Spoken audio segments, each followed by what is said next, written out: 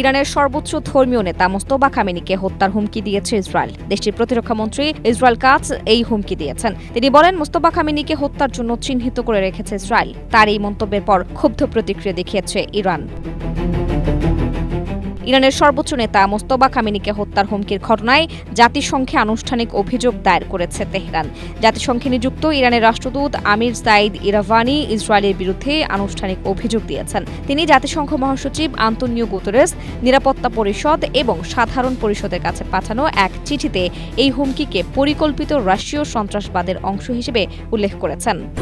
Strawberry super dotted ও classic variant sensation জাগুক শিহরণ। চিঠিতে Iravani অভিযোগ করেন, ইসরায়েলের প্রতিরক্ষা মন্ত্রী ইসরায়েল কাটজের সর্বশেষ হুমকি ইরানের শীর্ষ সরকারি কর্মকর্তাদের লক্ষ্য করে পরিচালিত ইসরায়েলি রাশীয় সন্ত্রাসের একটি সুচিন্তিত ও পরিকল্পিত নীতির অংশ।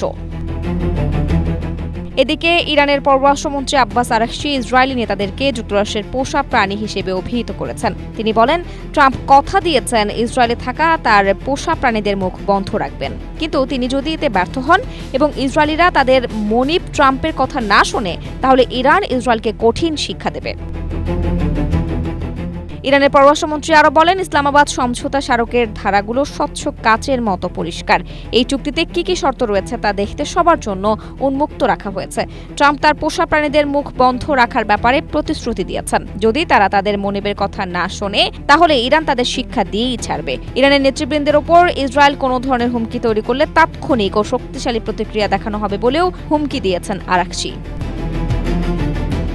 Desk report, Asia post.